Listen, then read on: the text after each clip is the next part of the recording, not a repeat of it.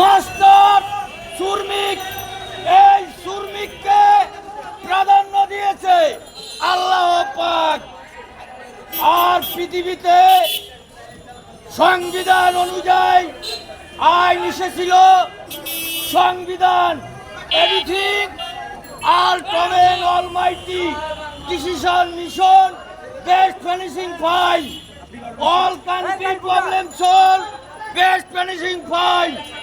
আমাদের ডক্টর ইউনূস কিছুদিন আগে, গত 3 মাস আগে ভাষা প্রকাশ করেছিলেন এই উত্থানে, আন্দোলন উত্থানে, যে আমরা স্বাধীনতা পেয়েছি, এই স্বাধীনতার স্বাদ যেন সবাই পায়।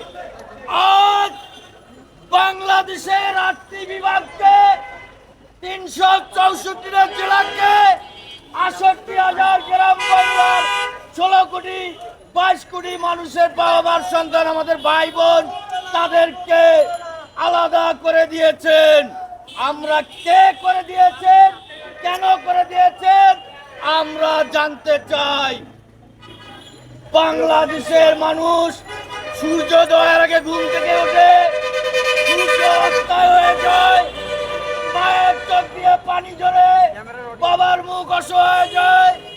আমাদের ভাই বোন প্রাইমারি থেকে হাই স্কুল, হাই স্কুল থেকে কলেজ, কলেজ থেকে ভার্সিটি, তাদের স্বপ্নকে চত্বর করে দেওয়া হয়। আমরা বলতে চাই,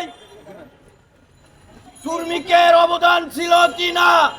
আমরা বলতে চাই 1971-এর স্বাধীনতা আন্দোলনে শ্রমিকের ভূমিকা ছিল কিনা?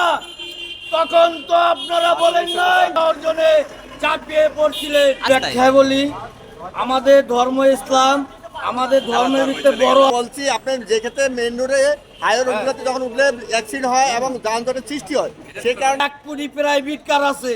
যদি প্রত্যেকটা বিল্ডিং থেকে, ইন্ডাস্ট্রিজ থেকে একটা করে প্রাইভেট কার বের হয়, একটা প্রাইভেট কার ঘুরতে সময় লাগে, একটা অটো রিক্সা ব্যাক করতে সময় লাগে। আমার প্রশ্ন উপদেষ্টার কাছে এটা, কেন আপনারা আলোচনা করতে যে সব আলোচনা করেন? শ্রমিক হলো বাংলাদেশের অধিকারের হক আদায়কের ভাই। এখন শ্রমিক আচ্ছা, ক্ষেত্রে ভাই, তার মানে কি শ্রমিকদেরকে কোনো সব আলোচনা কেউ ফেলাইতে পারবে না। শ্রমিক হলে কি সব অপরাধ করে তার জন্য মাফ হয়ে যাবে? শ্রমিককে পথ চলবে, রাস্তা যেখানে পথ চলবে সেখানে